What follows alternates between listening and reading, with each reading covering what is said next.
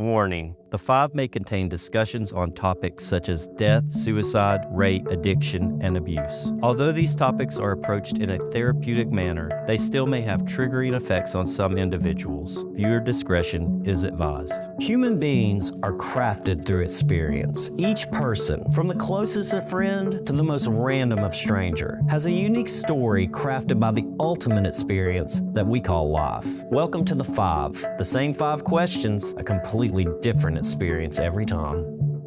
Today's guest sings to me every once in a while on my way to work, and even on an occasional hike or two.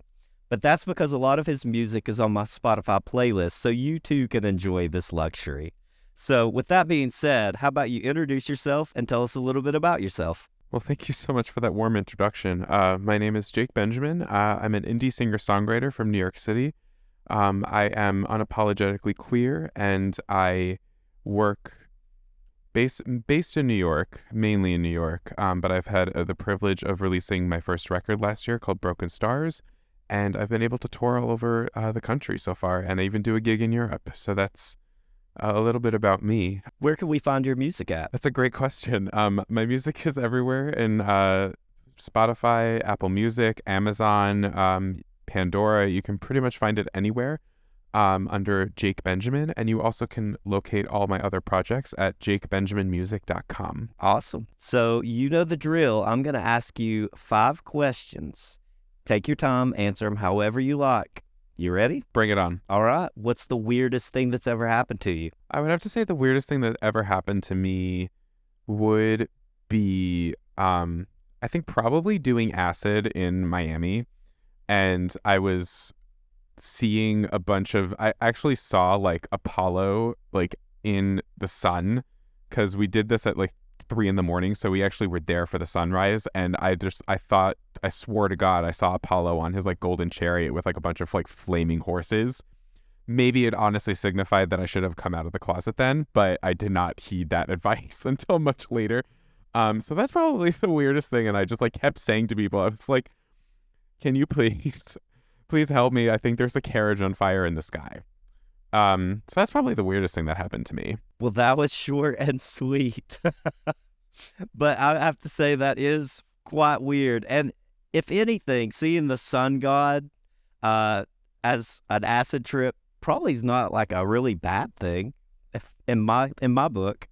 Well, it's funny because I feel like, and I've only done acid maybe twice in my life, and it both happened in college. I think it really does. It's you experience it the way you go into it. So I was very positive and I was very open-minded. I wasn't thinking of scary thoughts. So I think that's kind of what propelled like a more majestic vision I was having. Yeah, it's hard to beat Apollo.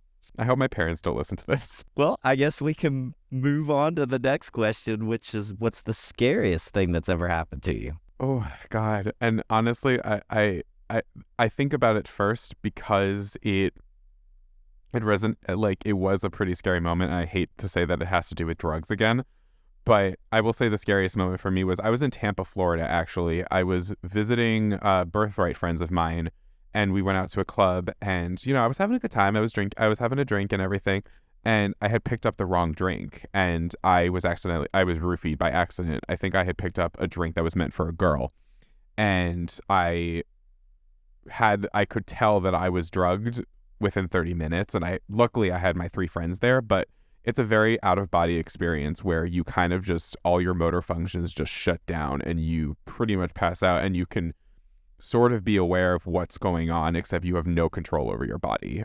So fortunately, I was in a position where I was able to alert my friends saying that I have been drugged.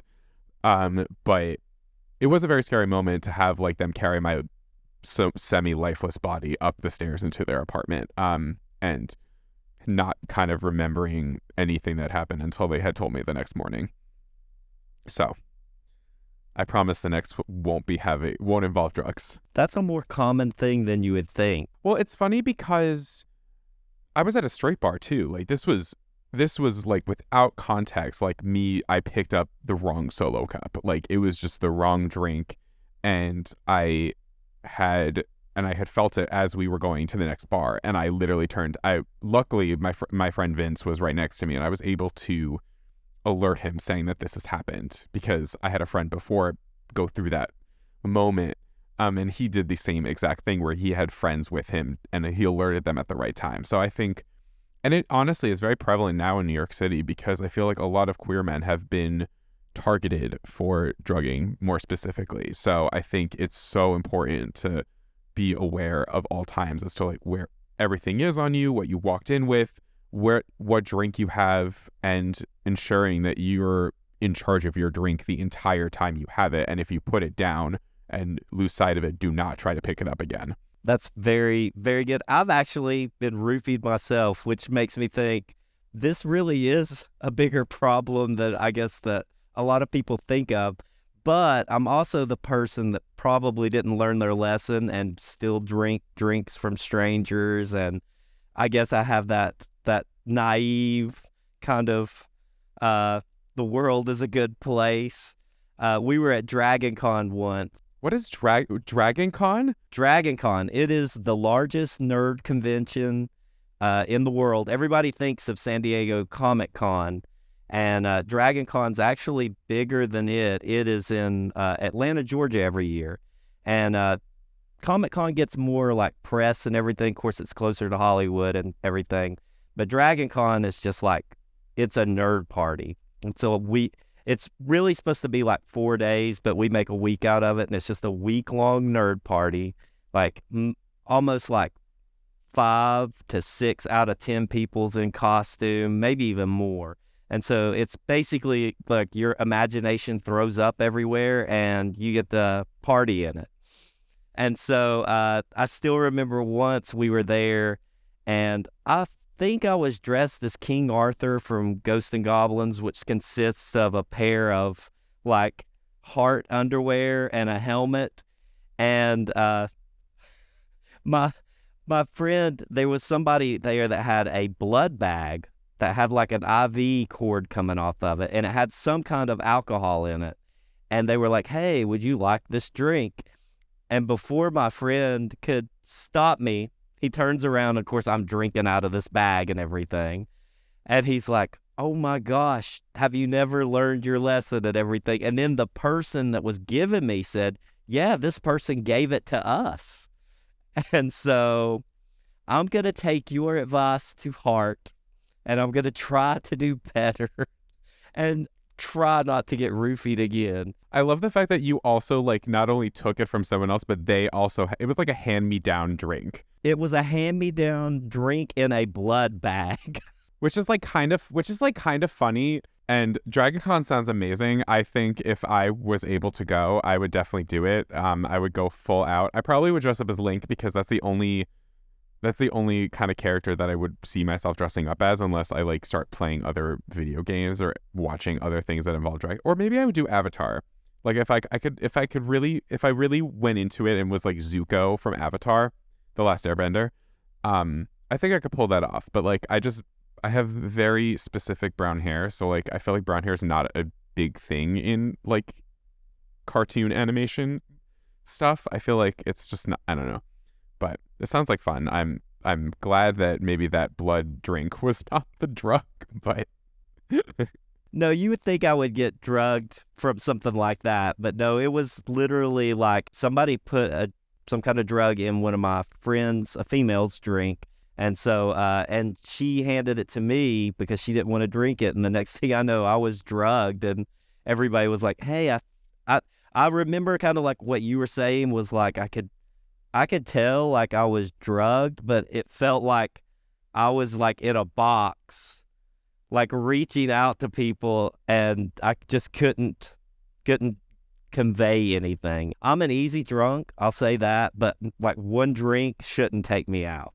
But one drink will usually make me pretty tipsy. I'm pretty easy. well, I've been actually doing dry January, so I feel like when I end my dry January, it's an extended dry January, so I'm ending it on the 5th. So I feel like I'm going to be such a lightweight when I start again that it's going to be like one drink and I'm done. So maybe that's for the best, in all honesty. Well, I guess we can move on to the next question, which is, What's the most memorable moment of your life so far? These are like such deep questions. And I remember reading them and I just wasn't like, I thought I was just going to instantly come up with like 5 answers that were going to be flawless. It's definitely a toss up between, I would have to say, I was in Iceland and I actually hiked a glacier and hiked down a glacier crevice. So there's actually a picture of me on Instagram where I'm like within this like ice cavern. And as a fan of Pokemon specifically, like that was like a big moment for me because I definitely felt like I was on like Seafoam Island with all the ice around me. So that's definitely one of them. I mean, another memorable moment. I mean, definitely releasing my record was definitely a memorable moment for me. I think I had really put in 3 solid years of effort on it, and especially because we had a pandemic in the middle of it, so it was like I had started the recording process for 2 months and then everything stopped and I was kind of just by myself in my parents' house with my sister, and I kind of had to pick up the scraps from there. And I wasn't really able to get back into the studio until like probably September when everything kind of started to reopen. I was able to see people. So I think, and then by the time March had come around, March 2022, I was in a full release mode, and it was just definitely a divine moment for me as an artist. So I had a personal and I had I have a personal and I have a professional moment, if that is fair to say too. That is perfectly fair. And both of them are pretty amazing moments. I'm actually about to go to Iceland myself for the first time. Oh my God, you're gonna have so much fun. Literally, Iceland is like full of nice people. The food is great. The views are ridiculous, and it's just, yeah, I mean, I don't know what else to say about it. It's just going to be a very thrilling moment with you and nature and a bunch of people, for sure. Yeah, I had a friend that she's traveled all around the world and everything, and when she come back from Iceland the first time, she was like, when I went to Iceland, the first person I thought of was you. She was like, it's just like a fantasy land where it's like Vikings and like climbing glaciers and hot springs and just nature gone wild. And she's like, you definitely need to go. So I put it on the top of my bucket list. And of course, after, I think we all suffered through the pandemic and we're all kind of ready to step back out there in the world. So I said my first trip was supposed to be Scotland, which I was going to take earlier this summer, but work come before that one. So I said, I'm just going to ante up and I'm going to Iceland. So I'm glad that that it's going to be amazing. I mean, yeah, I've also had the privilege of going to Scotland as well. So it's both incredible countries in their own way, specifically, and very natureful. I mean, I don't know if that's a word, but they're definitely beautiful. Moving on. What's the saddest thing that's ever happened to you? I think definitely a big sad point in my life was, I think my grandfather had passed away. He passed away in 2017 in December, and I was in the middle of my last year of grad school, and I definitely had a moment and I didn't have a chance to really grieve over it. I went to the funeral because the funeral was right after I had gone home from the semester, and I had some other I had some time with my family, but then I had to go back to school and I didn't really have a chance to process it at all until like after grad school, because I think I was in grad school, I had a recital, my grandmother had shown up, and that was a really emotional moment for me. But then I kind of started to really embrace my queer identity around that time, and I think then on, it was just, I think, a very heartbreaking moment that my grandfather couldn't really see the full me as an adult. But I think there was a moment actually in 2019 when I was in Scotland, specifically I went to I backpacked from Amsterdam to Ireland to Scotland, and I had like and when you travel by yourself, there's kind of like this, you don't really have anyone else around you except you, and you can only face the feelings that you have. And I think that was a very cathartic moment for me, specifically because I was also picking pieces to write a record about. And I think in that moment, I feel like there's always a point in grief specifically where you have to channel everything. And fortunately, I was able to have that moment to channel it. But I wish I had more time, even though he had lived a really great life and, made it to 95 and all that kind of stuff. And he was a great grandfather to my sister and I, for sure. No matter how long someone you love lives, it's never enough, Tom. And it's funny because I have a lot of friends. This kind of leads us into the last question, which is, based on your life experience, what's the best advice you can give the people out there listening? So many things. I could probably talk for like another hour about that, but I think it's just, you have to embrace yourself for everything that you are. I mean, I think living in New York specifically, I'm living in this like kind of I live under this like microscope where a bunch, trying to integrate yourself into the queer community is really hard, because you feel like that there's only a certain way that you're supposed to present yourself. And I felt like that last year a lot, where I was trying to do so much to like get all of these more mainstream people to like me, and trying to embrace like going out to these like parties or going to discos and things like that. And I got into November and I was just like, this is not who I am at all. I used to go to live music a lot.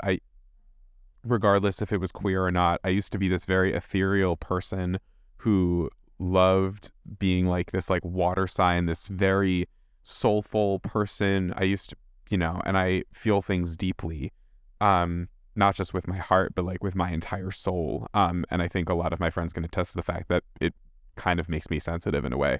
And even my mother has said that to me a couple times in my life. But yeah, I mean, and it took me a while to like actually appreciate myself for who I am and how I was raised and what I like, in not just art and society and social scenes, but just like in the world as well. So I think my advice is to not get caught up in what anyone else is doing. Just embrace everything that you are in such a loving and kind way, because I feel like once you do, I feel like there's nothing really you can't accomplish, or persevere in. That's very good advice. And I like that you also added to be kind to yourself while you're going through all of this. Well, yeah, because as a content creator, you have, or as even an artist, and I'm sure you feel this way sometimes too with your work, that you have to be able to like just love yourself, and not really care about what people say. I think especially when you're revealing your passion, I feel like we get so caught up in what people think, and how you're going to be read, like whether if it's on Instagram or a dating app or like just like in conversation. And I think I just snapped. I was like, I deleted all my dating apps. I had sought out therapy more so than I usually go to therapy, and it was definitely like the best thing I could have done. I think, life is too short. Life is too short for you to get caught up in what other people think of you. I had somebody actually message me the other day on Instagram because I had said that manspreading should be illegal on the subway, and this guy literally was like, I hate virtue signaling. And I was like, he was like, it's just so boring. He said it was so boring. He hates extreme leftist opinions. And I was just like, first of all, dude, it was a joke. It was not like, I wasn't serious that people should be fined for manspreading on the subway. I think it's a dick move. And it was just, I was venting my frustration. But it was just such a weird thing, because it's like, why do you have to go out of your way to put somebody else down? And then it's like, why am I going to waste my time and like even read this really stupid comment that has no quality on the, like no actual like significance on my life? I'm never gonna like, because and so yeah, it's just, why would I waste my time? Because life, as I said again, life is too short for you to like listen to all these like insult turds being launched behind like a faceless avatar. That's one of the things that I had to learn pretty quick, is that, you have to put the stuff out there for yourself and not care about what anybody thinks about your content, for one thing, because sometimes things that you're really passionate about, nobody cares. Two, I always try to say, I'm not going to let some hater bother or ruin my day. and then I'll see like all these good comments or good things, and then I'll see that one hater, and I'm like, they ruined my day. They got to me, and you kind of have to start building up that shell. I just delete it. Sometimes I actually started looking at it that sometimes this is how other people make themselves feel good. And I kind of turned it around, and I was like, if I can in some way make them feel good about their self by them putting me down, I'll just let them have that. And I'll be okay with it. I'm okay now. I can take that. Yeah, I mean, there's definitely a thing about making people happy, and it's great that you spread a bunch of positivity. And I kind of do the same thing when it's humorous, but I go ahead and delete that stuff because I guess I'm more fragile, and it gets to me very, very easily. Like, I feel like, somebody, I was talking to a friend, somebody else had said to him that, like, he was too gay on Instagram. He was posting too much stuff about gay life and flaunting around. And I'm like, you know what? Like, what do you, like, who are you to say that is too gay? He's not at, like, it just boggles my mind that, like, we have to, like, instruct people and, like, how to talk, and it's just, or how to politely respect people's lives. I mean, he's not, like, as long as he's not, like, as long as he's not being racist or homophobic, like, why the hell does it matter? Like, I mean, there's a whole list of things that could be excruciatingly offensive, but it's like, if he's happy with who he is, then who are you to judge that? Who are you to say that that's too femme or too mask? I just, like, hate it, and it bugs me the fuck out, like, especially on Grindr, where it's like the mask for mask shit. It's like, I don't care. I hope to find somebody that is embracing all of those qualities. Not just mask or not just femme, like, is able to be just a human being. Because, like, at the end of the day, like, we're all the same, like, we all have the same organs, we all function the same way. We just look different, and we present ourselves, and we identify in different ways. And it's upsetting to me that the fact that, like, you've received hate for just being yourself and being confident, and also you're extremely confident in posting some of the posts that you make, because not a lot of people, like, feel comfortable in their skin, and the way that you post and the way that you talk to people is always just exudes joy and confidence. And it's just like, who the fuck is this one troll going to, like, launch an insult at you for just being yourself? It's so stupid. It's so dumb. And I would say the same thing if it was, like, anybody else too, not just you. It's really good advice. And thank you for being very kind. Like, I could talk about this for an hour. I literally could go off on a rant, but we do not have that time. Well, I really appreciate the time that you did give me today. And I appreciate getting to talk to you and learn a little bit more about you. Letting the people out there get to know more about you. Well, I appreciate the time. I feel it's truly a great honor, and it's nice to have always a great chat. I want to thank you all for listening today. If you enjoyed today's podcast, please subscribe and leave a 5-star review. Also, check out the video podcast at Handlebar ASMR on YouTube for extras.